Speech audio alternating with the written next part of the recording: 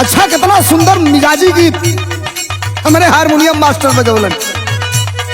सारे सिकवे गिले भुला के कहो,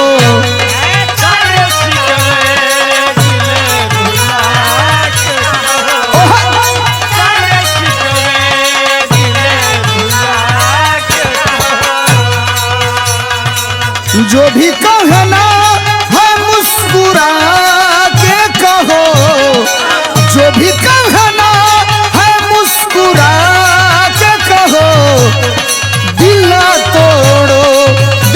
तोड़ो ये कसम खा के कहो, दिल ना तोड़ो ये कसम खा के कहो, दिल ना तोड़ो।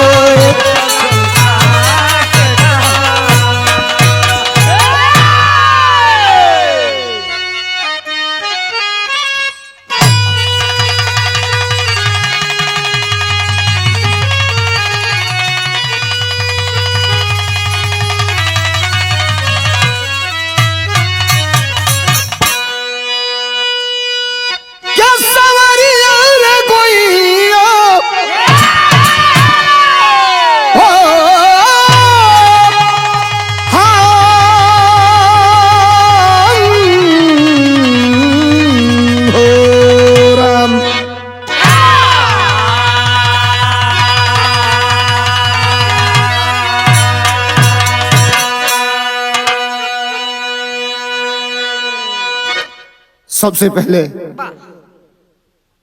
श्रोता बंधु और हमारे लिए भगवान स्वरूप जितने भी लोग बिरहा सुन रहे हैं, आप सबको ये नाचीज धर्मेंद्र सोलंकी का प्रणाम हो। स्वीकार करें आप एक बिरहा बड़े दिन के बाद और आप लोगों के डिमांड पर, फरमाइश पर एक बिरहा, एक कांड।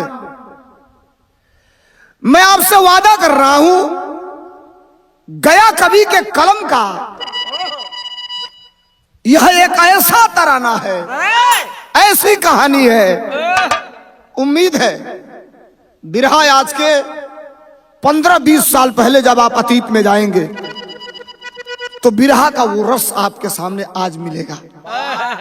एक ऐसा कांड ध्यान से सुनल जाई, कहानी के करेजा फाट जाई, सोचे पर मजबूर आप हो जाई। जिंदगी में रुपया कमाइए, करोड़पति अरबपति हो जाइए, लेकिन अपने बेटे और बेटी को संस्कार सिखाइए, वही दुनिया की असली पूंजी है। जिस घर में संस्कार नहीं है उस घर में कितनो रुपया होई, कितनो दौलत होई, सब बेकार हो, घर का मान मर्यादा ना हो। देखिए संस्कार और नहीं संस्कार का फर्क क्या है, हम बिरहा के भूमिका से आपके बीच में ले चल रहे हैं, हाथ जोड़ते हैं। अब ले जितना बिरहा हमारा सुन ला लोग, सब सुन ला लोग, ये बिरहा के परिवार के साथ बैठ के सुन ला लोग। अकेले तो सुनबे कर लोग, घर परिवार में माई बाप भाई भौजाई बेटा बेटी के सामने सुन लो। आवा मास्टर कैसे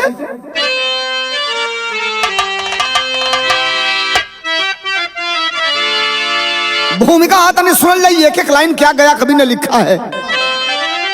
दर्द किसको नहीं होता औलाद का, झेलता है भले उसके संताप को, जिंदगी उसकी कैसे सलामत रहे, चिंता सबसे बड़ी होती माँ बाप को, भूखे रहकर जो भोजन कराता सदा, कर्ज उसका चुकाने में चुक जाओगे, दुआओं का दीपक बुझा दे अगर,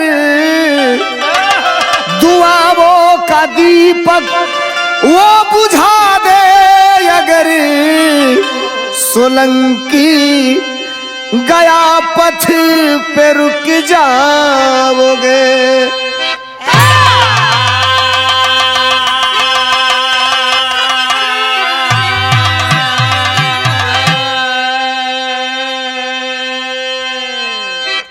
दुआओं का दीपक बुझा दे अगर सोलंकी गया पथ पे रुक जाओगे। माँ बाप के दुआ का असर जिस दिन खत्म होता है, जिंदगी आधी अपने आप बिल्कुल समझो खत्म हो जाती है। बिरहा सुनल लाई, बिरहा में खूबसूरत गजल और बिल्कुल लेटेस्ट गीत था। हमारे गया कवि का दिमाग का देन है, हर बिरहा में कुछ नई नई चीज डाल कर नई गजल है। कैसे मास्टर? वाह,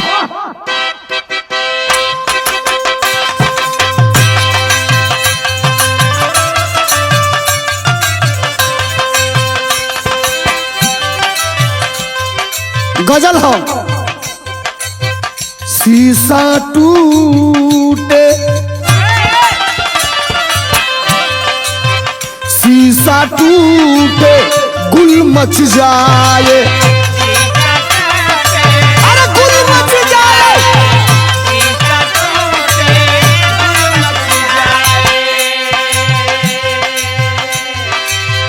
दिल टूटे, दिल टूटे आवाज न आए,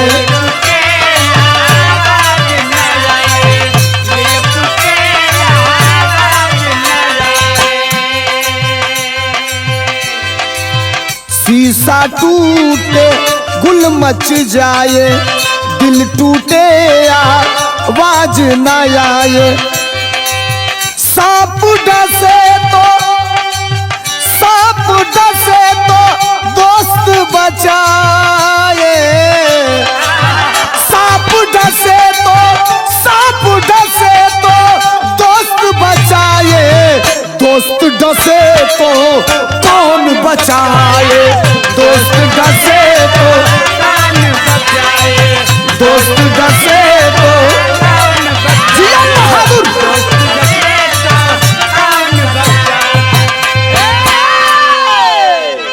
बिरहा में भाव देखा कभी कितना बढ़िया लिखना है जीवन पर। देखिए सुनिएगा बिरहा गया कवि की कलम की कितनी खूबसूरत लाइन है। क्या मास्टर? जीवन है, जीवन है पानी का बुल्ला, अरे पानी का बुल्ला।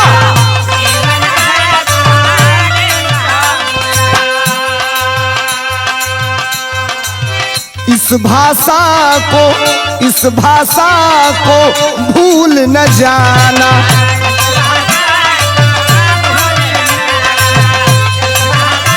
सुनिए लाइन। जीवन है पानी का बुल्ला, इस भाषा को भूल न जाना, सुख दुख में भी जीना पड़ेगा, सुख दुख में भी, सुख दुख में भी जीना पड़ेगा। इस जीवन से रूठ न जाना, इस जीवन से रूठ न जाना, इस जीवन, अरे रूठ न जाना।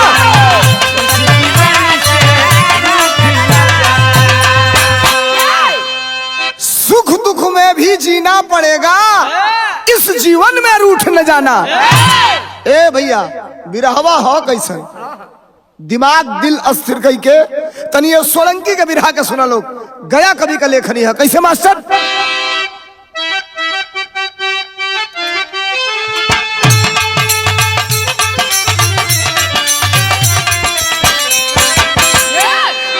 है समय समय की दासी,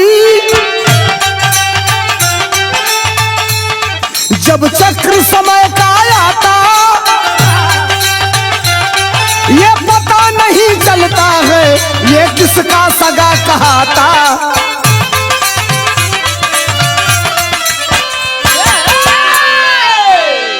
ले चलता हूँ कलकत्ता, जहाँ जूट मिल था भारी, वही राम नरेश है महतो, पत्नी है सुमंता प्यारी। जिया एक बेटा था हिमांशु, इकलौता आँख का तारा, खोटी संगत में पड़ के लड़का हो गया आवारा।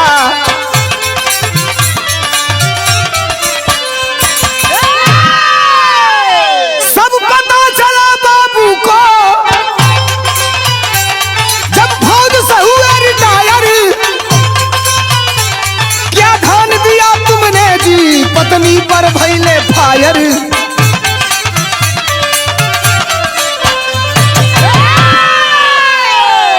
समझिए मेरे बात को, कलकत्ता के अंदर यानी बंगाल के अंदर एक जगह है जिसका नाम सियालदह बताया जाता है।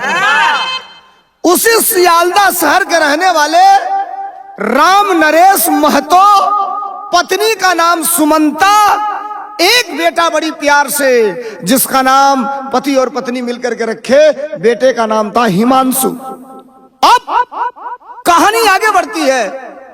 राम नरेश महतो आसाम और त्रिपुरा मिलार करके अपनी पूरी नौकरी खत्म कर चुके, रिटायर होकर के राम नरेश महतो घर आते हैं। और जब घर आते हैं तो नौकरी के दौरान तनख्वाह जो मिलता था पत्नी के अकाउंट में जाता था। डिजिटल जमाना है, फोन पे गूगल पे लड़के के मोबाइल से बना था। जितना जरूरत पड़ती थी बेटा रुपया निकालता था, इकलौता बेटा था, न माँ मना करती थी, बाबूजी पूछते थे तो माँ डांट देती थी, कहती थी चुप रहा, अकेल बेटवा खाई पीना तो कैसे चली। अब जब रिटायर होकर के फौज से आए तो हिमांशु का कंडीशन ये था, एक दिन 2 दिन 4 दिन तो अपने बाप के पास रहा, पुत्र मोह, इतना दिन ड्यूटी करने के बाद बेटवा के करेजा से लगा के रहा। लेकिन धीरे धीरे धीरे का 2 महीना बीतल तब बेटवा आवारा हो गई। लाड़ प्यार दुलार में रुपया गलत संगत ले आवे ले साहब, बिना मेहनत किए अगर आपके पॉकेट में रुपया आने लगे तो रुपया आपको गलत संगत की तरह, गलत कार्य की तरह ढकेलने का काम करता है। और जो रोक लिया वो रुक गया, जो नहीं रुका वो भाग गया। अब राम नरेश महतो अपने पत्नी के डांटत हवा, फटकारत हवा, इतना खुली छूट देले का मतलब ही ना भइल, तू कुछ ना बुझलू, ना रोकलू, ना टोकलू, लइका का लत खराब हो गइल बा, कई जगह से ओरहन आइल चालू हो गइल। राम नरेश डांटत हवा, बिरहा में तरज लगल। कौन तरज हम मास्टर? वाह,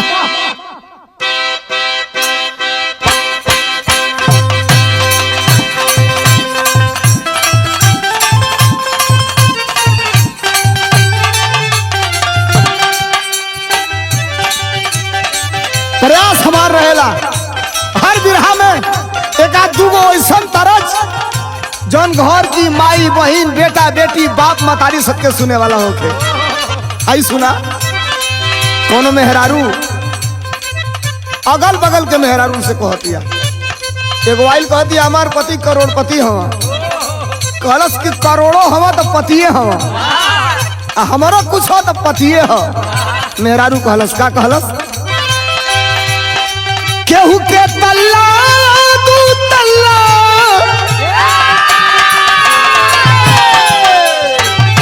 अरे केहू के तल्ला दू तल्ला के महलिया निकबा, हई महलिया निकबा, सखिया हो सखिया हो, हमारा के फूस का पलनिए निकबा, सखिया हो हमारा के फूस के पलनिए निकबा। अरे जिया हीरा भैया, हमारा के फूस के पलनिए निकबा। ये धरती पर जेकर माई होई माई, तू माई के बारे में जानी। बाबूजी डांटत हवा, बाबूजी लइका के डांटत बोलत हवा, मतारी अपने अचरा में लुकवाई के। कल सुना, तू तो नौकरी कैला ना, अब तू रिटायर होके आ गई ना, हमारा तुहार सपना ही बेटवे पूरा करी। माई कहत बिया देखा पुत्र मोह में का कहलस, बबुआ पढ़ी लिख के बड़का,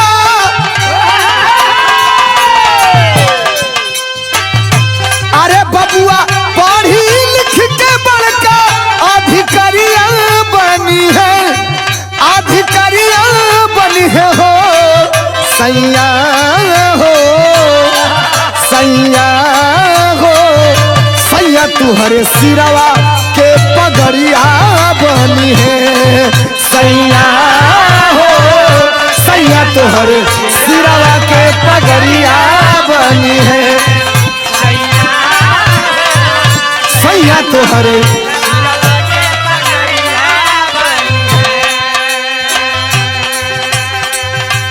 भैया बाप डांटत हमार माई दुलनावत दिया। अब देखा अगर बाप मतारी में एको आदमी बेटवा के दुलार प्यार में खड़ा हो गई तो बेटा बिगड़ जाई। अब माई बोललस, बाबूजी चुप हो गई ना, धीरे धीरे अंजाम ही निकलल कि अब खुली छूट मिले लगल हिमांशु के। अब नतीजा का निकलल बाबू, करेला आवारा गर्दी बन के पढ़ावैया,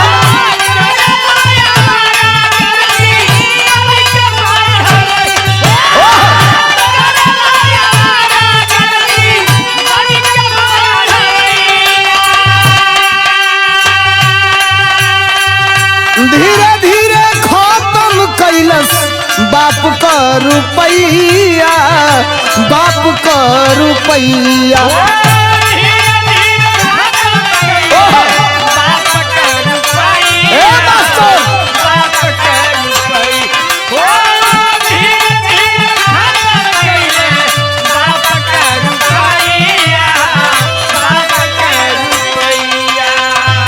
अब है कवि जी का लिखला, जे कर लड़का बनला,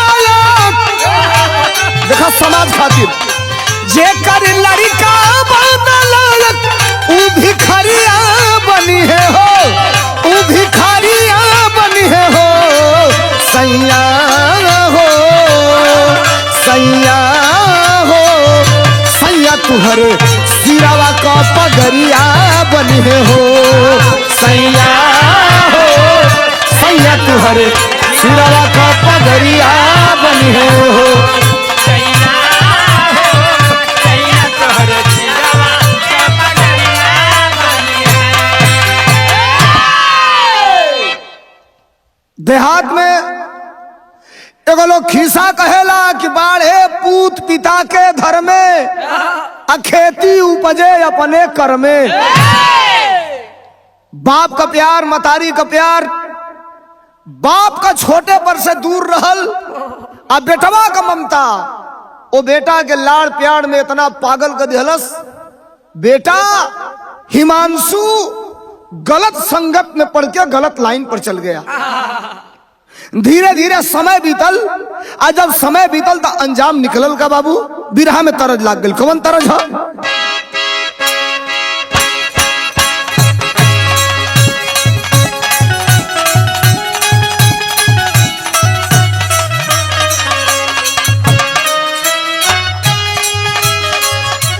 बड़ा फांसी हो गई भाई आजकल गाना में,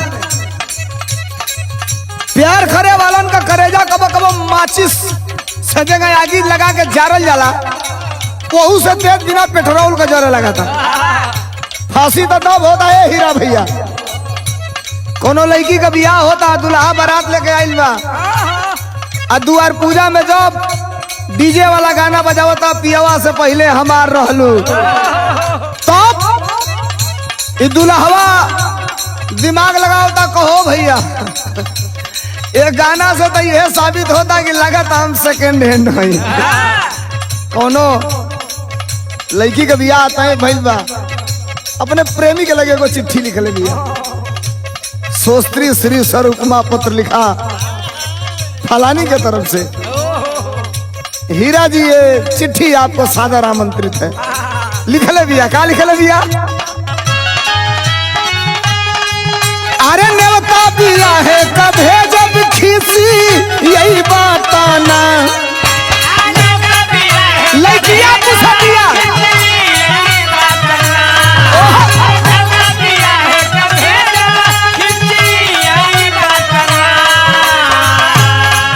अरे न्योता दिया है कभे जब खीसी यही बताना। तो बोला बोला मजनुआ हमार पैबा की ना। बोला बोला मजनुआ हमार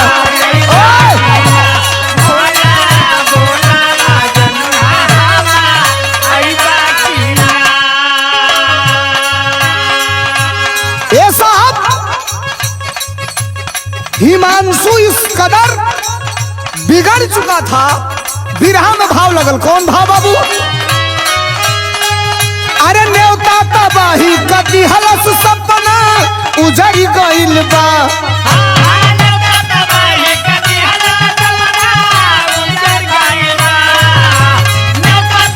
हिमांशु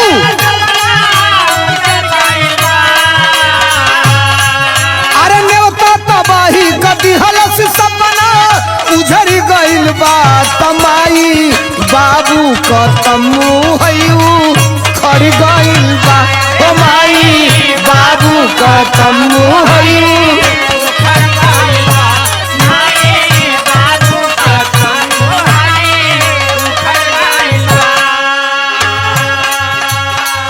होई के विवास कैले गाड कानो करिया।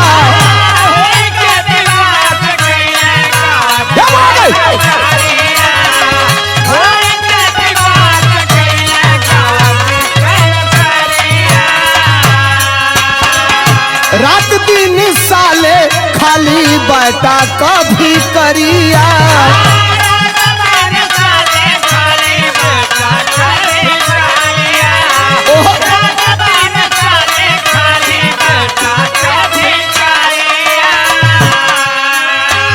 होई के विवास कैले गाड कानो करिया। रात दिन साले खाली बेटा का भिकारिया। ताना पड़ोसी सब मरल तब खरी गइल बा।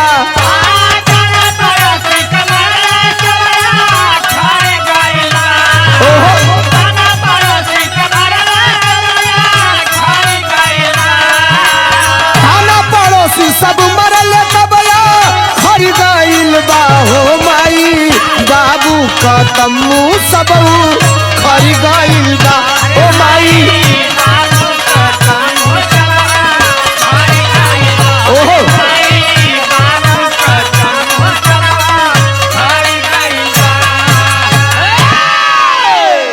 मूल पॉइंट पर आइए साथियों। राम नरेश महतो रिटायर के बाद घर है। नौकरी का पैसा तो अब नहीं है, खर्चा पानी में खत्म हो गया। रिटायरमेंट का जो रुपया मिला था वो भी रुपया इकलौता बेटा यानी जितना पैसा इन लोगों से खर्चा हुआ उससे 4 गुना रुपया मजबूर कर देता था। बैठ जाता था, रोने लगता था, झगड़ा कर लेता था। मजबूरी में बैंक अकाउंट से रुपया निकालकर राम नरेश महतो को अपने बेटा को देना पड़ता था। धीरे धीरे धीरे धीरे 80% रुपया जब खत्म हो गया, फौजी है राम नरेश महतो, जान गए डिसिप्लिन में रहने वाला आदमी अनडिसिप्लिन नॉन डिसिप्लिन को कभी एक्सेप्ट नहीं करेगा। राम नरेश महतो जान गए कि अब मामला बिगड़ने वाला है। प्रयास किए, फौजियों को छूट मिलती है। आप देखते हैं राम नरेश महतो एक बैंक में गार्ड की नौकरी कर ली। फौजियों को वरीयता होती है बैंक में गार्ड की नौकरी करने के लिए।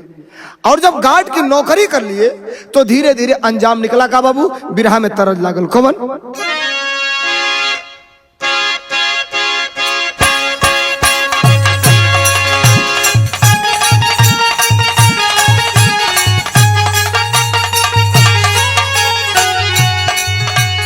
नई तरह है मार्केट का। कोनो लड़की कोनो बिगड़ल लड़का के सुधारत दिया। पहले रहल का कहलस छोड़ी दया जान गुंडा कर दी हो।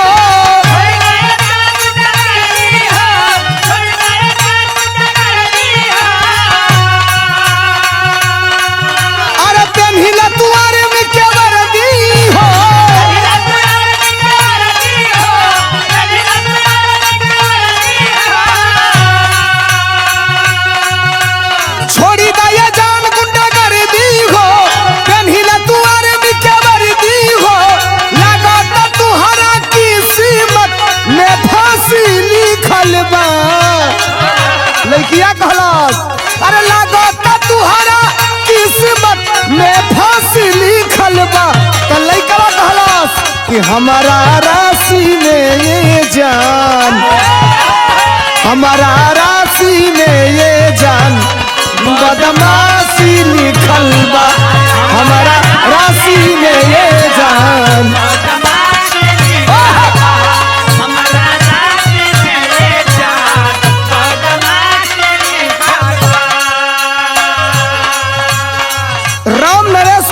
बैंक में गार्ड की नौकरी कर लिए। कुछ दिन नौकरियां करत बीतल। एक दिन दोपहर को 2 बज रहा है, बैंक में लंच हुआ है। हर कर्मचारी अपना सेटअप डाउन करके बैठे हैं लंच में। पब्लिक का भीड़ भाव में कि लंच खत्म हुई तो रुपया निकाले ले जमा कर ले। तब तक वही बैंकवा में एगो घटना घट गई। का घटना घटल? अरे लूटे खातिर बैंक का लुटेरा हो,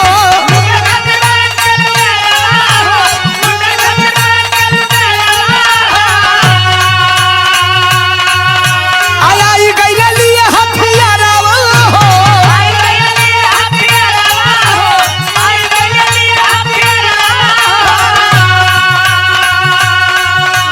लूटे खातिर बैंक का लुटेरा हो, आई गईले लिए हथियारा हो। करे गोली चालल बा, ताबड़तोड़ बंदूक सज करे गोली चालल बा। फायर कैले सुरक्षा कर्मी खून का होली जरल बा।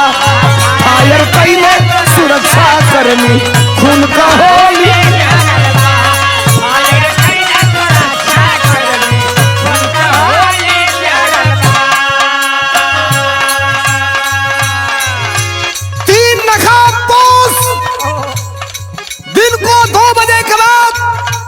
उसी बैंक में जिस बैंक में राम नरेश महतो हैं। मुंह को काले कपड़े से बांधे हैं, ऊपर से हेलमेट भी लगाए हैं और लेकर के अवैध हसलहा हथियार बैंक में घुस गए। आवाज दिए खबरदार, एक आदमी भी अगर विरोध किया, हिलने की कोशिश किया, गोलियां चलेगी। कौन मरेगा इसकी कोई गारंटी नहीं है। और आदमी जो जहां है वही हाथ उठा दिया, कोई जमीन पर लेट गया। सुरक्षा कर्मी पोजीशन लेकर के छिपे हुए हैं कि कब मौका मिले तब इन बदमाशों पर गोली चलाया जाए। आखिरकार अंजाम निकलने का समय हुआ बिल्कुल। तब तक बदमाश निशाने पर है, और जब बदमाश निशाने पर है तो सुरक्षा कर्मियों की बंदूक भी गोली निकलना चालू कर दी, आग उगलना चालू कर दी। अंजाम का निकला लू गोलीबारी में। दुई को बदमाश भइले गोलिये में ढेर हो। दो बदमाश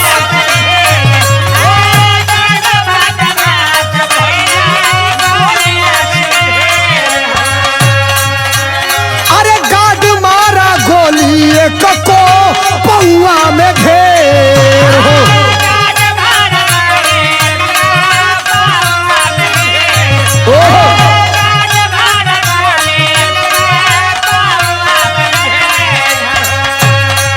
अरे ये गो चलल अस्पताल दुई के अर्थी चलल बा। एगो चलल अस्पताल दुई के अर्थी चलल बा। तब फायर कैले सुरक्षा कर्मी खून का होली जरल बा।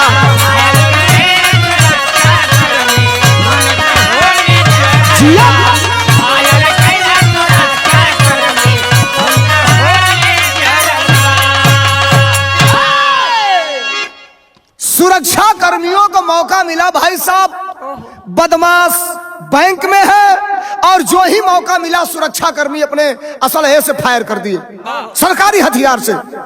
2 बदमाशों के पीठ में सीधे गोली लगी और जो ही गिरे सुरक्षा कर्मी दौड़ करके जाकर के गोली मार दी।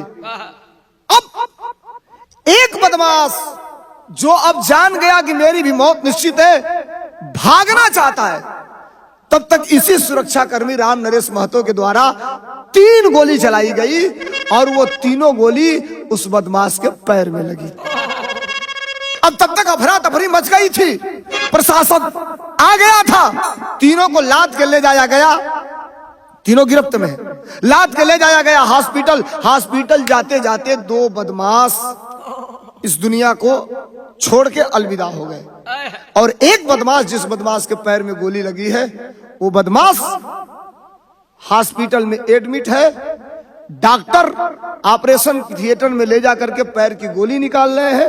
इन दोनों का पंचनामा करके लाश को पोस्टमार्टम हाउस भेजा जा रहा है। तब तक खबर चारों तरफ फैल गई थी, राम नरेश महतो बैंक में है। उस दिन बैंक बंद हो जाता है, अगले दिन सुबह आते हैं, ड्यूटी बैंक खुलता है, पेपर सामने था, पेपर का पन्ना उलाट कर राम नरेश महतो पढ़ रहे थे। इसी घटना को सबकी उत्सुकता थी कि क्या हुआ, कैसे हुआ। बिरहा में तरज लागल, सुनिया लोग बिरहा कहाँ से कहाँ मुड़त बा, कैसे मास्टर?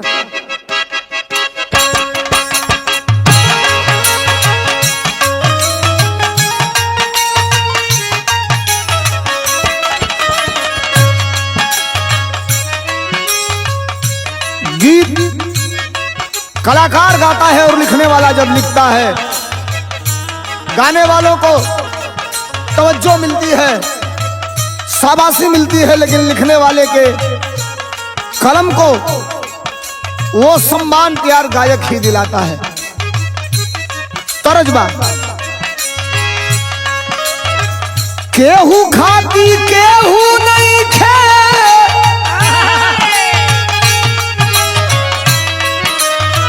केहू खाती केहू नहीं खे, सब सोचल बेकार बा।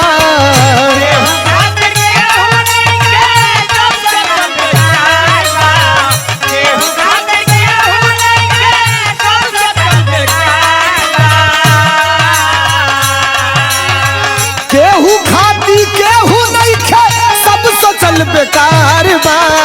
मतलबी जमाना ई हवा मतलब के यार बा, मतलबी जमाना ई हवा मतलब के यार।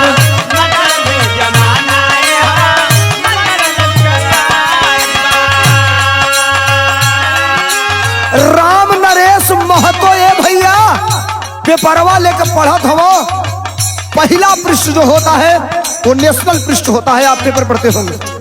सेकंड पृष्ठ पर वो घटना का पूरा विवरण आयतने ना, वो तीसरा बदमाश का यानी तीनों बदमाश का फोटो था। दो को मृत बता दिया गया था और तीसरे का भी लुकआउट जारी किया गया था। शिनाख्त नहीं हो पा रही थी, फोटो उसका था राम नरेश महतो। जो ही फोटो हुआ देखला, करंट झटका दिया रगड़ शरीर में। पॉकेट से चश्मा निकाला था, रिटायरमेंट के बाद अक्सर चश्मा लग गया, निकाल के पावर वाला चश्मा आंखी पर लगा के तनी पेपरवा नजदीक करके देखा था, आवाज पेपर बंद किए, बिना किसी से बताए अपने बगल में 2 सुरक्षा गार्ड रहते हैं। एक सुरक्षा गार्ड को कहे कि 10 मिनट में मैं आ रहा हूं। भगते भगते भगते भगते जाते हैं जिला हॉस्पिटल, पूरा पुलिस महकमा है, कप्तान खड़ा है, पुलिस कप्तान खड़ा है और पूरे जिले की पुलिस खड़ी है। होश आया है उस बदमाश से, बयान लिया जा रहा है, कप्तान भी खड़ा है, पूछ रहा है। तब तक मुहवा अपन बांध के गमछी से राम नरेश महतो भीड़िया के चीर के घुसल हो, बेडवा पर नजर पड़ल जोने बदमाशवा के इहे 3 गोली मर ले रहा पैरवा में। जो ही नजरिया पड़ल, करिए फाट गल, गहिया नाचे लागल, लेकिन अपने आप के संभरला। कौन था वो बदमाश जिससे प्रशासन बयान ले रहा था?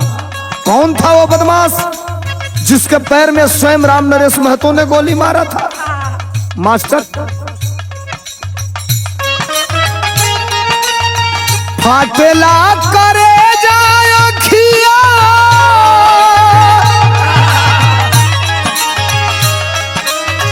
फाटेला करे जाए खिया, झर झर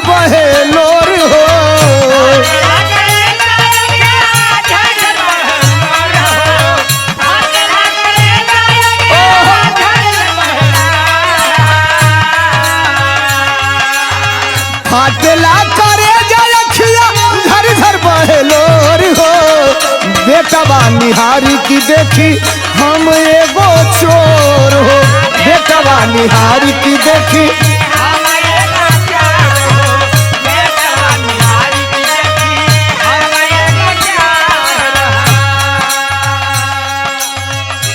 प्रभु जिंदगी में हमने क्या बिगाड़ा था किसी का? जो सामने बैठा था, लेटा है जो बेड पर, जो बदमाश है जिसके पैर में गोली लगी है, वो कोई और नहीं, राम नरेश महतो का सगा अपना बेटा हिमांशु है। तब तक राम नरेश महतो बीच में है, अधिकारी बार बार पूछ रहा है, घुमा फिरा के पूछ रहा है अधिकारियों को, आप जानते हैं पुलिस विभाग को। तब तक केहू नाही बूझी पवलस,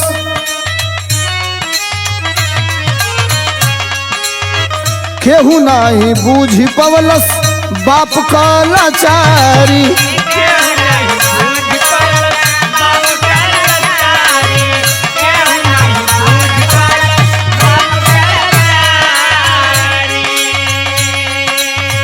मुहवा छुपा के अइले, मुहवा छुपा के अइले जहवा रहली प्यारी।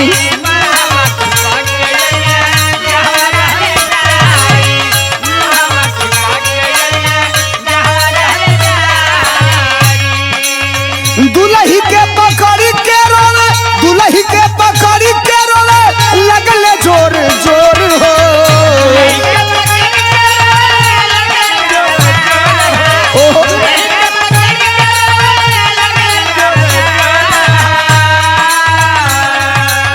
दुलही के पकड़ी के रोले लगले जोर जोर हो। यारे बेटवा निहारी की हम देखिए वो चोर हो।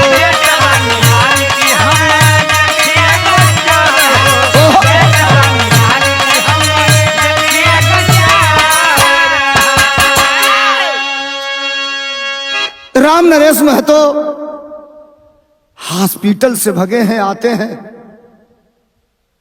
बैंक। बैंक आए और बैंक आने के बाद मैनेजर के पास गए, कहे साहब मेरी तबीयत अचानक बिगड़ गई है, मैं ड्यूटी नहीं कर पाऊंगा, आपको बताने आ गया हूं। अपने उच्च अधिकारी यानी जिनके द्वारा इनकी ड्यूटी लगाई जाती है वहां भी इन्होंने मैसेज किया, सहपाठी से अपने कराया और सीधे असलहा लेकर के ही अपने घर चले आए। दुल्ही सुमंता देवी के ये विश्वास ना रहे कि 11-12 बजे हमारे सैया चलिए, रोज का काम बा, 9:30 बजे घर से निकलना और 5 बजे बैंक बंद होने के बाद सिर्फ 5:30 बजे तक घर आना। अब देखली अवाक हो गई, कहली कजी तबीयत ठीक है कि ना? पकड़ला कलाई अपने पत्नी सुमंता देवी का, पकड़ के घरवा में लेके गईला अंदर, अंदरवा से केवड़िया सटाई के सिटकिनी चढ़ा दिया, पकड़ला भारी अखबारी और लगला फफक फफक के रोवे, इतना तेज रोवे लगला। सुमंता ए हिमांशु के पापा बात का है बताई, का दिक्कत बा, का परेशानी बा? 10 मिनट जब रोली है ना करेजा भर गई रोले से। कल सुमंता कल जो हमारे बैंक में लुटेरा आए थे ना, बदमाश आए थे, हम कल तो से बतौली ना कि 2 मर गए, सही को गोली लागल बा। पेपर पढ़ रहे थे सुमंता, पेपर पढ़ने के बाद मुझे लगा कि नहीं झूठ है, फोटो किसी की छप सकती है। का मतलब? कल सुना हॉस्पिटल गई ना तो जेकरे पैरवा में हम 3 गोली मरले रही, जौन बदमसवा रहल ना, ये सुमंता तू मत विचलित होइया, हम जबले जिंदा बानी तोले तोके कुछ ना होई। अरे हम तो से कहत रही, तू ना न मल्लू हो, हमके डांटत रहलू ना, सलीका तरीका ना न सिखौलू। उ जौन बदमसवा जौने के पैरवा में गोलियां लगल बा, उ केहू और ना, उ अपन हिमांशु है। ये सुमंता हिमांशु गोली के मारल, हम मरली काल 3 गोली। देखो ये माई हो, माई या बाप में देखो, हम डिफरेंस नहीं करत, दुराव नहीं करत, हम डिवाइडेशन भी नहीं करत, लेकिन गारंटी देता नहीं कि माई के करेजा में और बाप के करेजा में अंतर होला।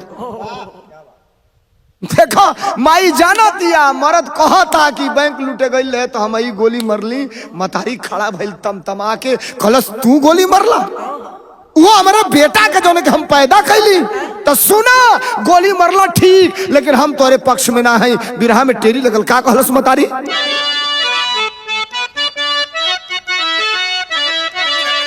मुकदमा तुहरे ऊपर हम करब, हाँ मुकदमा तुहरे ऊपर, ओ मुकदमा तुहरे ऊपर हम करब। ममता कांप गई माई के लागल सदमा,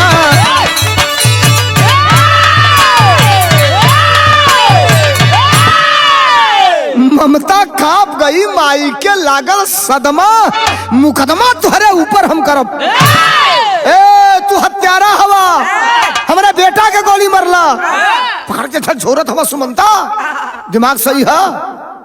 बैंक लूटे गई रहल, हेलमेट पहिरले रहल, हेलमेट हम देखले रहती, अखिया खुलल रही कि हमार बेटा है तो ओके गोली ना मार के अपने गोली मार के खत्म हो गई रहती। ये दिन ना देखे के पड़ल रही, नजर से चेहरा ना दिखाई दिलस, पकड़ला सब सुमंता का पारी है अपने पति के। एक बार पति पकड़ के रोला, अब सुमंता पकड़लस, झकझोरत बा आ झकझोर के कहत हम कुछ नहीं की जानत। का कहलस, सारंगा लगल मास्टर, कहलस कि काहे के मरला आखिर हमारे कारे जावा के, हमारे कारे जावा के, हमके ना दिहला तुम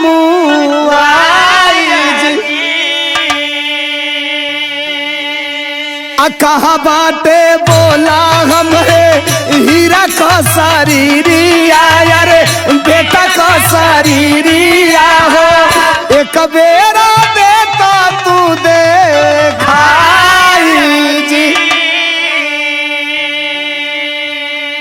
आ घटना बतवले तब ना, अरे सब ही गुजरिया है ना, अरे सब ही गुजरिया से अइले ये सबकी पास तबलिया जी।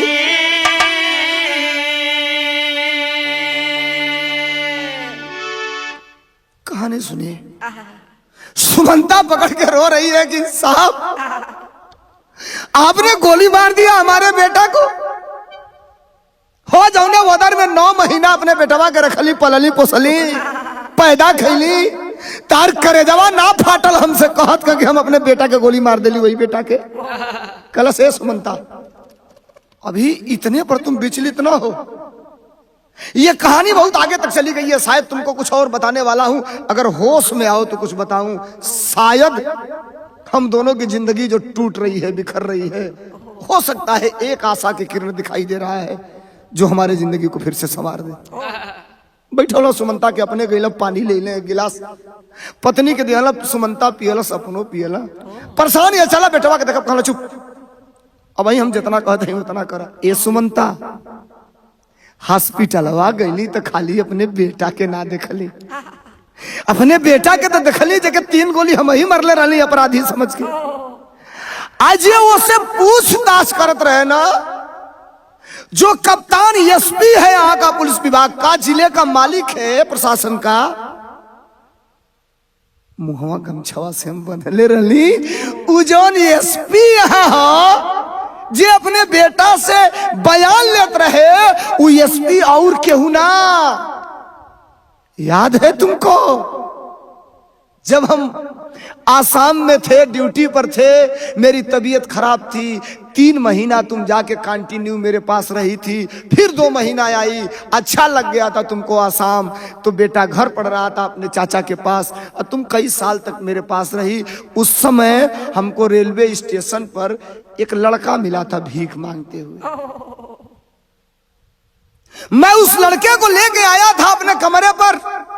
तुमने ही कहा था सैया केहू का बेटा बेटा होला, ए बेटा के पालल लई, पोसल लई, अपन बेटा बनावल लई। वो बेटवा के तू अपन मतारी का नाम देलू, हम बाप का नाम देली, वो बेटवा के पढ़ावे लगली जा। अचानक वो बेटवा एक दिन हमन से गायब हो गई। तू बड़ा खोजलू, हमहू बड़ा खोजली, पेपर में इश्तेहार देली जा, ओकर पता ना चलल ना सुमंता। आज जब बेटवा के पास हम गईली, अपने बेटवा जो अपराधी है जेकरे पैर में गोली मरले रहली, और बेटवा से जे पूछताछ करत रहे ना, उहे अपन बेटा जेके हम तू पढ़ौली जहाँ एक दिन गायब हो गईल, उहे अपन अमन एजा एसपी बन के आइल बा। खटियावा से उठ गई सुमंता, अरे बाप हो बाप है भगवान, ये कैसन दशा देखौला हो। कला चुप। अब देख, मुसीबत में आदमी को धैर्य से काम लेना चाहिए। अब राम नरेश महतो अपने पत्नी को समझा रहे हैं कि सुनो, ठीक है ज्यादा दिन हो गया, लेकिन बेटे का जेल जाना तय है, इसमें कोई दो राय नहीं है। और बेटे को रियायत अगर कोई दे सकता है, मदद किसी से मिल सकती है, तो उसी अधिकारी से मिल सकती है जो हमारा और तुम्हारा धर्म का बेटा था, आज यहाँ एसपी बन के आया है। अब ये उसके विवेक पे तय है कि वो हमारी मदद करता है या नहीं करता है, लेकिन प्रयास करना हमारा तुम्हारा काम है। ए भैया, अगल बगल कुछ लोग से, संबंधित लोग से पता लगावल गई कि एसपी का आवास कहाँ है। दोनों पति और पत्नी पता लगाए, रात भर नींदे नहीं खे आइल, बैठ के बितौला, रो रो के बितौला। सवेर भइल, 5 बजे उठला, फ्रेश होके 6 बजे तक स्कूटर चालू कैले हमारा राम नरेश महतो सुमंता पत्नी के बैठौला, और कप्तान के आवास के सामने ले जाकर स्कूटर रोक दिए। गार्ड खड़ा है, हाथ जोड़ले हम गार्ड से जाके कहना, साहब हम आपके साहब से मिलना चाहते हैं। देखिए, गार्ड को भी साहब बोल रहा है वो फौजी, साहब हम आपके साहब से मिलना चाहते हैं। मजबूरी क्या से क्या न करा दे। गार्ड कहा, नहीं साहब,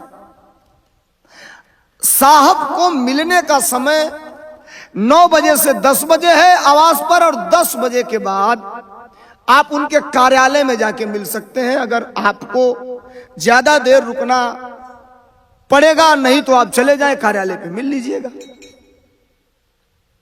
रो रहा है वो राम नरेश महतो, बुढ़ा बाप। गार्ड कहा, बाबा रोइए मत आप, हम मजबूर हैं, हमको जितना कहा गया है मेरा काम है, ड्यूटी जितना मुझे करनी है उतना ही मैं कर सकता हूं। कागज पे नाम लिखा और कहा, बाबू जब आपने मुझे बाबा कहा तो मैं तुमको बाबू कह रहा हूं, मेरे लिए एक रिस्क उठा लो, हाथ जोड़ रहा हूं, तुम्हारा पैर पड़ रहा हूं, केवल ये कागज अपने साहब को दे देना, और जो दोगे 1 सेकंड नहीं लगेगा, तुम्हारा साहब हमको बुलाएगा। तुम शायद नहीं जानते, इंसान ही तो है। कलेजा पिघल गया उस गार्ड का। कहा, साहब अब रिस्क उठा रहा हूं, डांट भी सुनने को मिल सकती है, नौकरी भी जा सकती है, ट्रांसफर भी हो सकता हूं।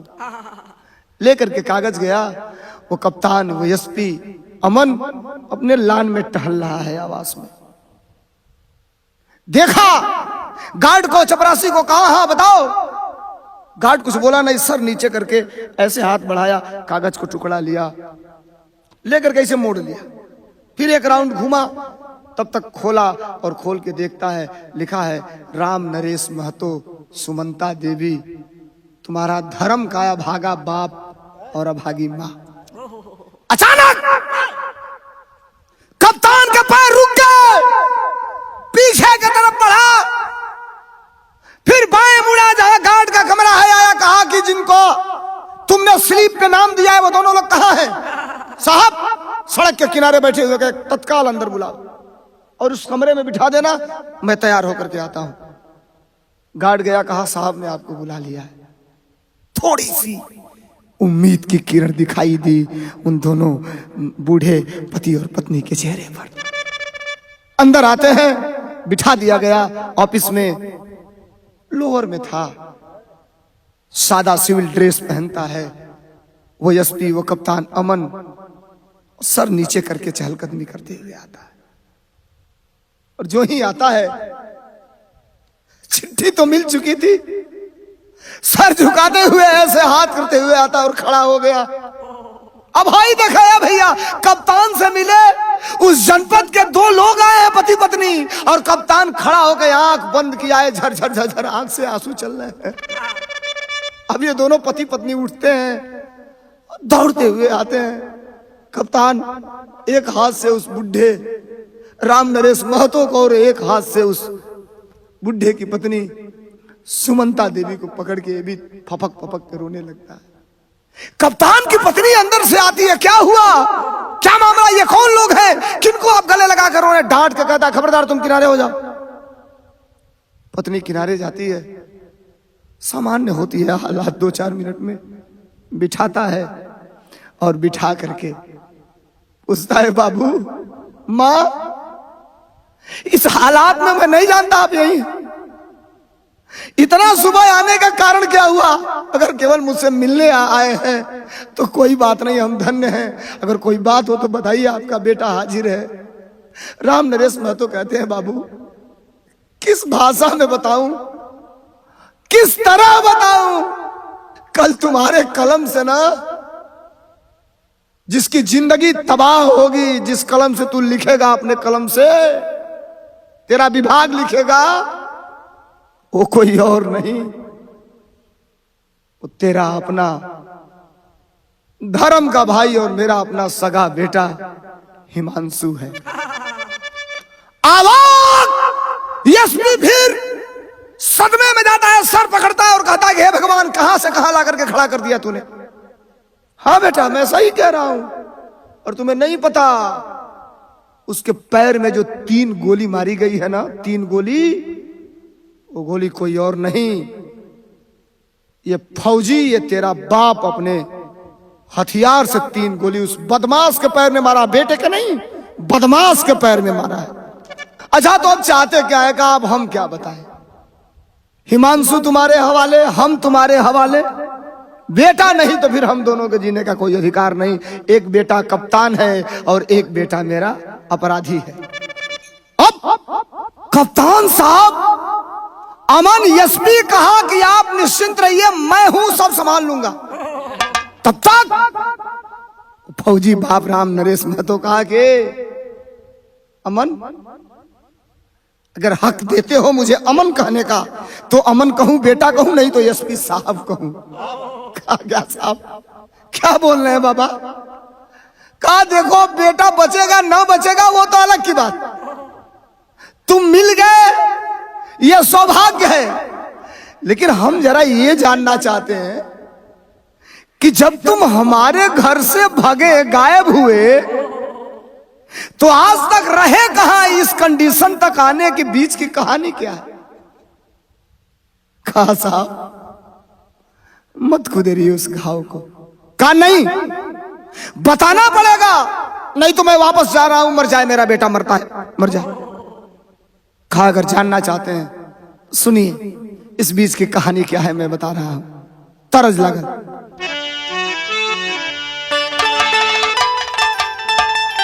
तरज बाके जानती जे जारल जईबू, जानती जे जारल जईबू, आगे में दहेज के पाप नाही करती हो बेटी, पाप नाही करती हो बेटी, ससुरा में भेज के पाप नाही करती हो बेटी, ससुरा में भेज के पाप नाही करती हो बेटी, ससुरा में भेज के पाप नाही करती बेटी। ए बाबा, ए माँ, तुम पूछना चाहती हो ना हमसे, तुम लोग जानना चाहते हो ना कि मैं आपके आसाम वाले घर से भागा तो मैं गया कहां? सुना लोग, आपको एहसास नहीं होने दिया। एक बार हिमांशु गया था आपके वहां, आप लेकर के गई थी, और बड़े शौक से आप अगर अंडरवियर खरीदने जाते थे तो 2 खरीद के लाते थे, बनियान खरीदते थे बाबा आप तो 2 खरीदते थे, आम खरीद के लाते थे तो जोड़ा खरीद के लाते थे, अगर 5 हिमांशु को तो 5 इस अमन को देते थे। आपने तो कोई भेदभाव नहीं किया, लेकिन एक दिन ये बात नागवार लग रही थी हिमांशु को, और एक दिन हिमांशु मेरा कॉलर पकड़ लिया, डांट के कहा कि खबरदार इस परिवार का असली खून मैं हूं, तू कहां से बीच में आ गया। इतना ही नहीं, नाजायक तक मुझे कहा, मेरे ब्लड को गाली दिया। और तब तक इतना आप मुझे पढ़ा चुके थे, इतना संस्कार आप दे चुके थे कि जब खून को गाली दी जाए तो फिर वहां समझौते का कोई प्रश्न नहीं रह जाता है। रात को हम हिमांशु को कुछ कहे, हिमांशु से लड़े झगड़े, उससे पहले मेरा जमीर कहा कि बच्चा बेटा तू घर छोड़ दे, और रात को मैं निकल लिया। बता रहा है का बतौलस, गलती हो जाला या कसर, अरे गलती तो होइए जाला अक्सर इंसान से।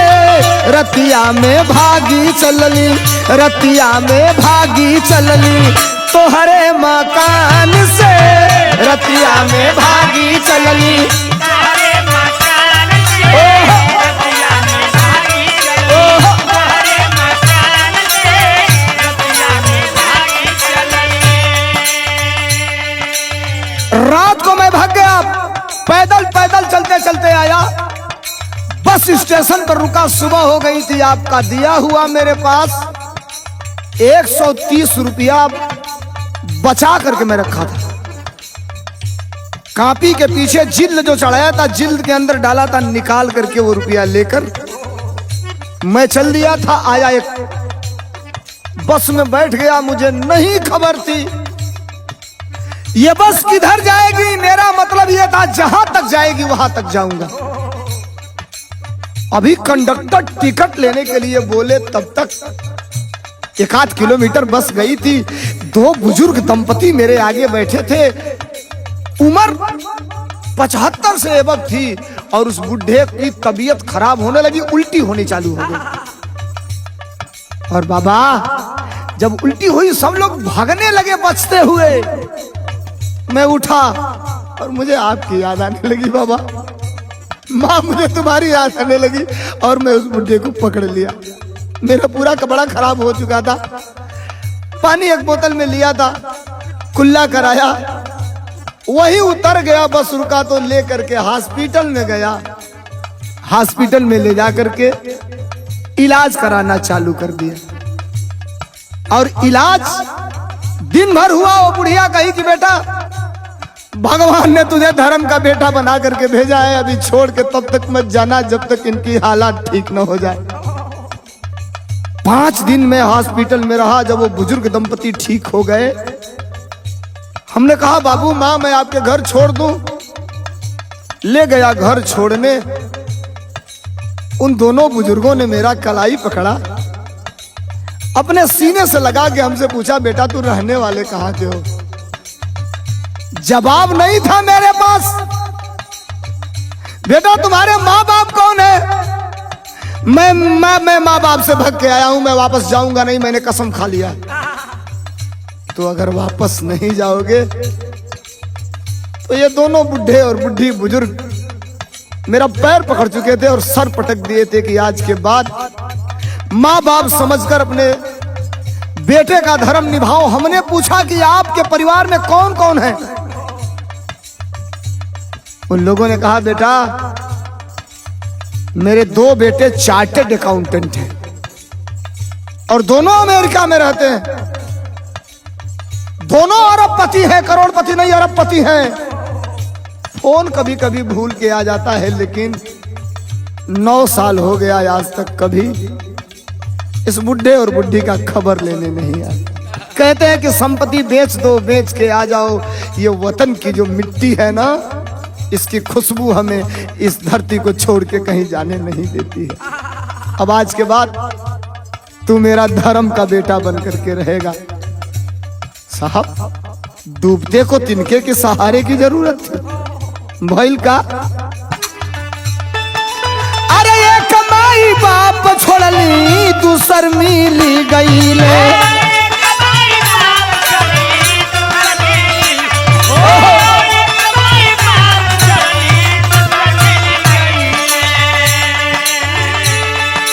अरे पढ़ाई लिखाई हमके एसपी बनैले।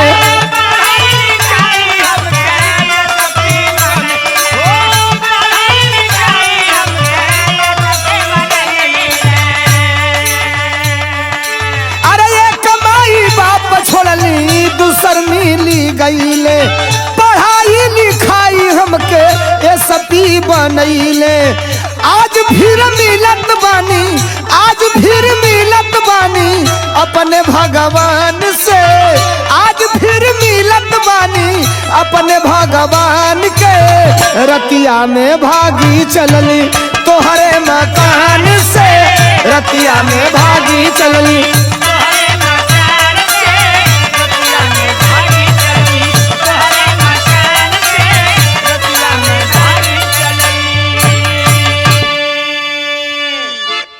धर्म का बेटा बनाकर और बुजुर्ग दंपति बाबा उस इलाके का सबसे अच्छा जो स्कूल था उस विद्यालय में मेरा एडमिशन कराए। टॉप 10 के कोचिंग सेंटर में मेरा एडमिशन हुआ, मैं कोचिंग करने लगा। आप इंटर करा चुके थे और मैं तैयारी करना चालू कर, और मन में शुरू से मेरा यह सपना था वर्दी तन पर आएगी A1 के अधिकारी की। और लगन, मेरी लगन और उन दोनों बुजुर्ग दंपतियों का प्यार, और मुझे भरोसा है कि आप जब जब मुझे याद कर रहे होंगे बाबा और माँ, तो तुम दुआ ही दिए होगे हमारे लिए, कभी मेरे लिए अपशगुन नहीं सोचे होगे आप। और सबका दुआओं का असर हुआ। पहली बार की परीक्षा में मैं इंडिया में 13वां रैंक आया, मेरा 13वां रैंक। और चौथी पोस्टिंग जब मेरी हुई तो चौथी पोस्टिंग में इसी सियालदह का मैं कप्तान यानी एसपी बन करके आया। कौन जानता था मेरी किस्मत कैसे कैसे गोल गोल घुमाते घुमाते फिर मेरे भगवान से मुझे मेरा दर्शन कराएगी। बाबा, नींव मजबूत नहीं रहती।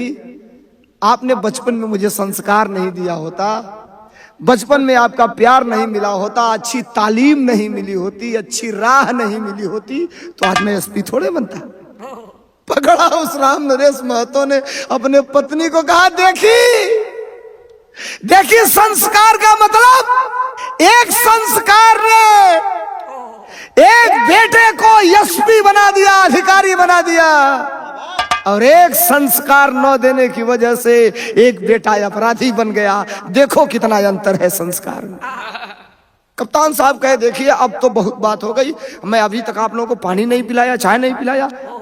रेखा, रेखा उसके पत्नी का नाम था, अंदर ले जाओ, ये हमारे माँ है, हमारे पिता है।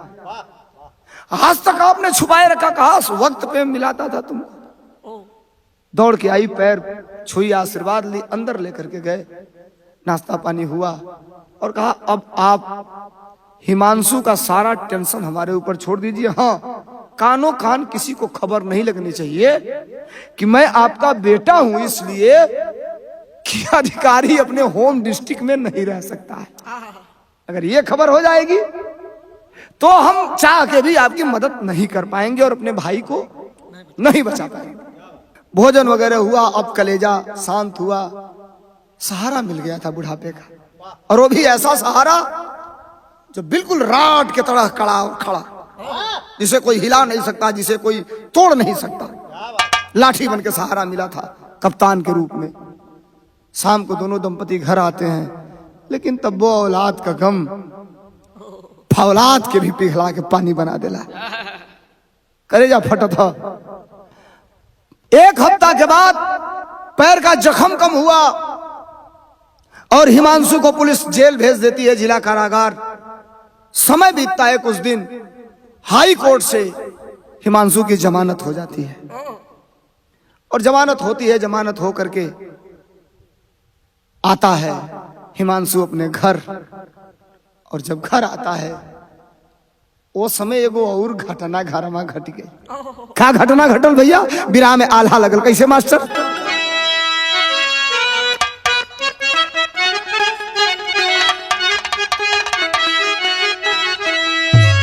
एक बोरी धर्म एक वर अरे खड़ा बा कानूनवा भैया बिचवा में खड़ा यमन एसपी होला चार धीरज बधा के भेजे गरिया से घरवा भैया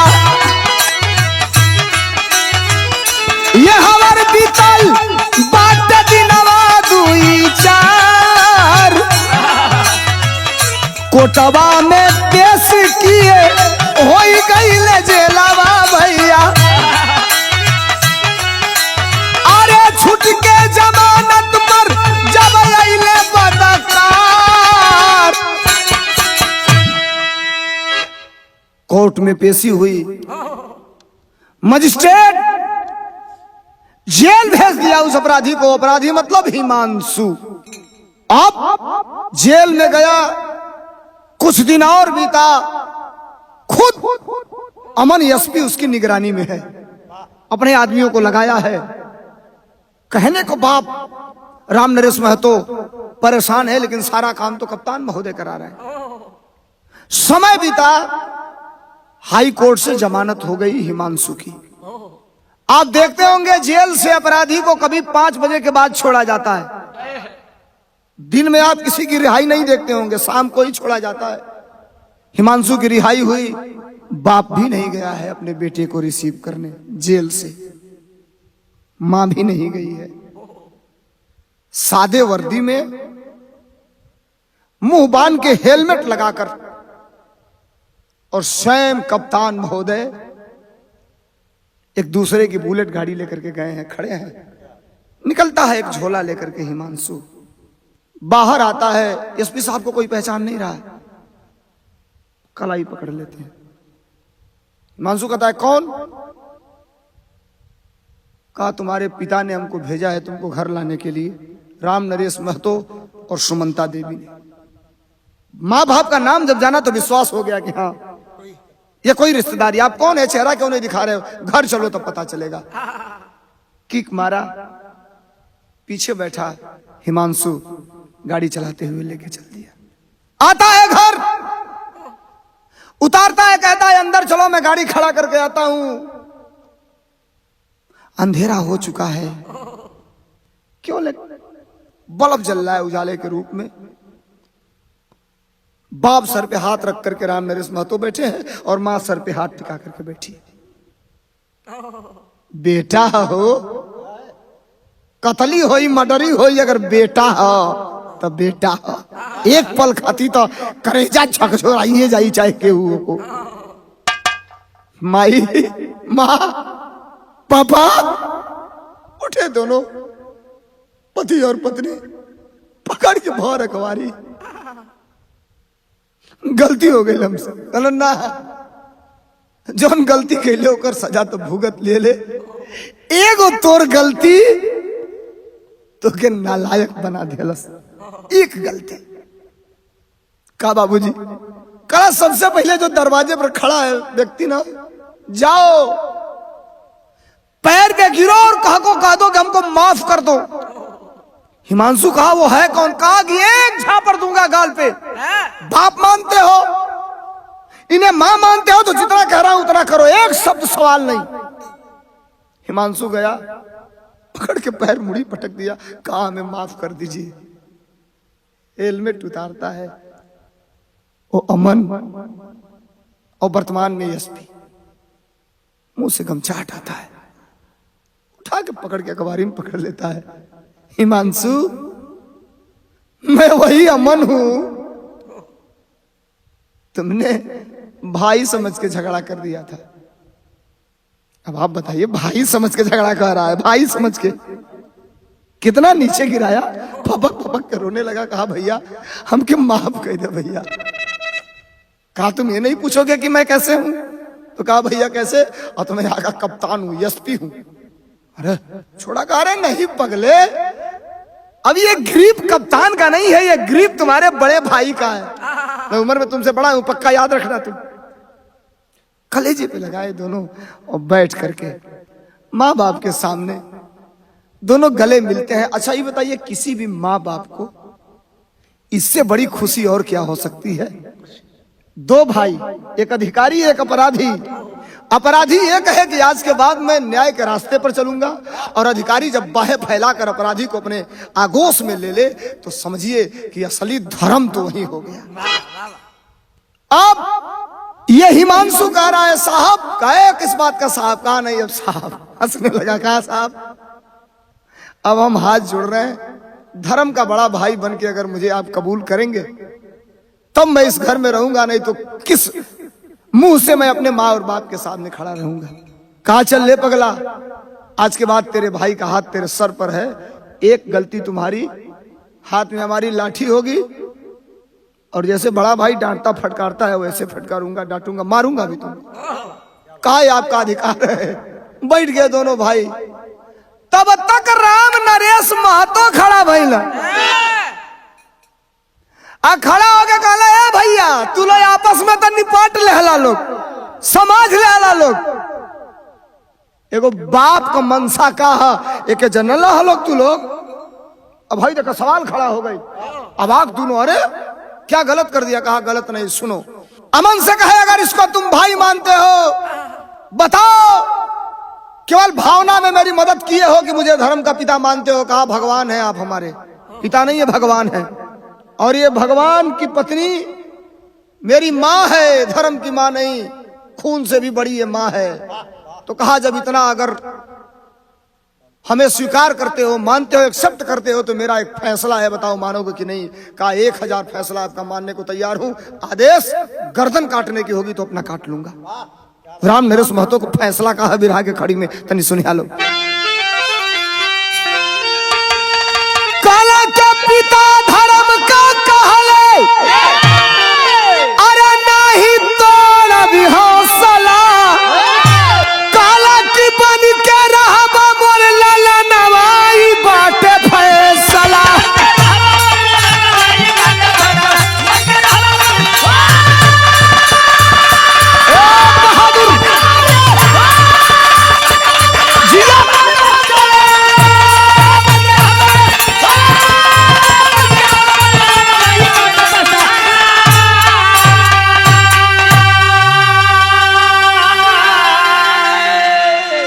काल करे सो आज कर, आज करे सो अब पल में परले होएगी, बहुर करोगे कब।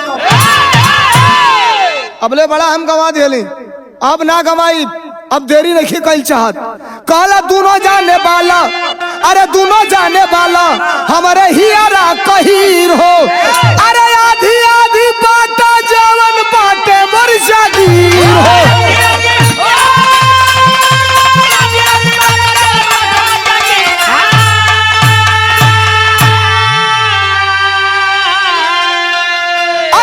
खुशी से बुढ़िया माई के अरे है करे दवा उछला, अरे पानी के रहवा मोर लाला नवाई बाटे फैसला।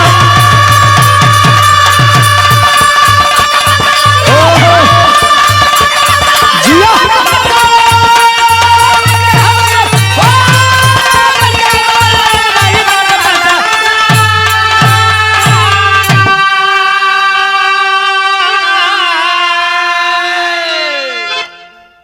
आप कप्तान हैं, लाखों तनख्वाह होगी आपकी, बहुत रुपया आपके पास होगा।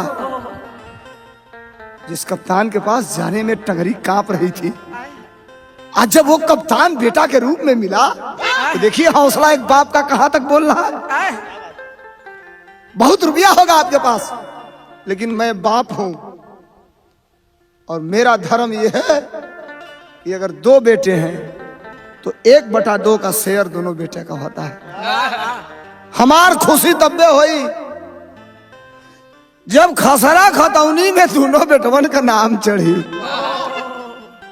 वसीयत में आधा आधा हिस्सेदारी हुई। अमन कहा बाबूजी हमको क्या जरूरत है रुपया पैसे की, आप हैं तो आपसे बड़ा रुपया पैसा क्या हो सकता है। कलन्ना इहे तय के बिगाड़ दी हलस, रुपये तय के बिगाड़ दी हलस। एके तय रहे कि कुल का हम ही मालिक है, में केहू शेयर करे वाला है ये ना।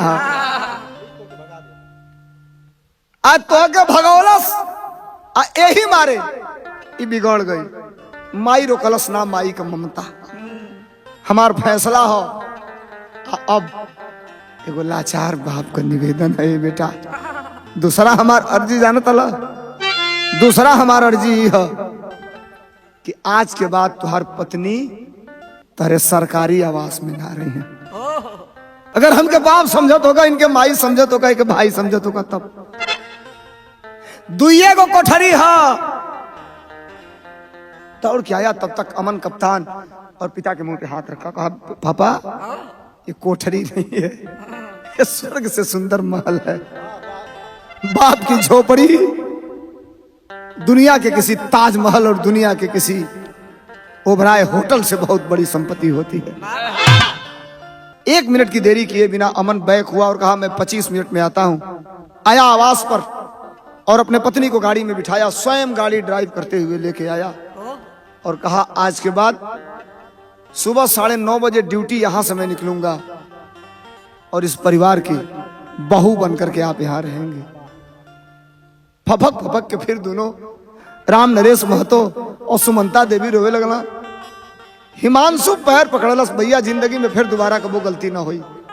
अब दोनों भाई आराम से वहां हवा, जिंदगी बड़ी खुशमय बीते लगल, सुखमय बीते लगल।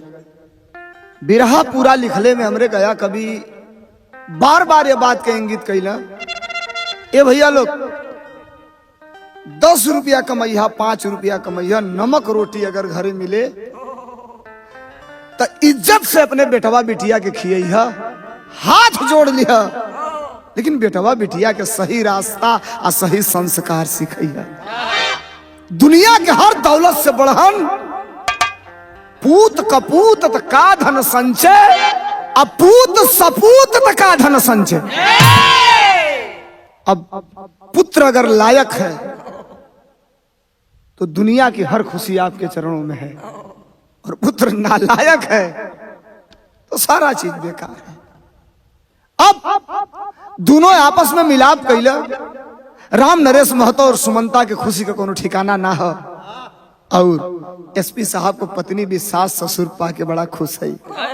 बिरहा खत्म भइल, हाथ जोड़त है भैया लोग, एक रोटी कम खइहा, एक टाइम कम खइहा, लेकिन बेटवा बिटिया के संस्कार अच्छा दिया।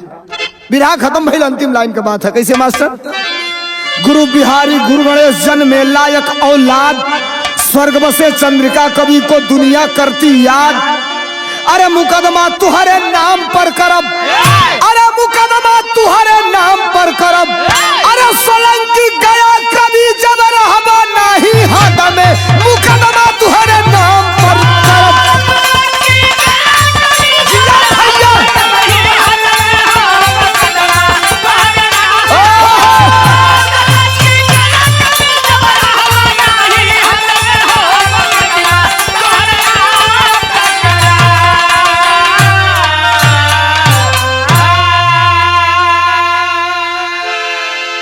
बिरहा कैसन लागल जरूर लिख के बताओ ले कमेंट में। चैनल के भी सब्सक्राइब कर ले। आगामी कैसन बिरहा आप लोग सुनल चाहते हैं इहो लिख के बताओ ले। प्रणाम, नमस्कार, आशीर्वाद दें धर्मेंद्र सोलंकी के।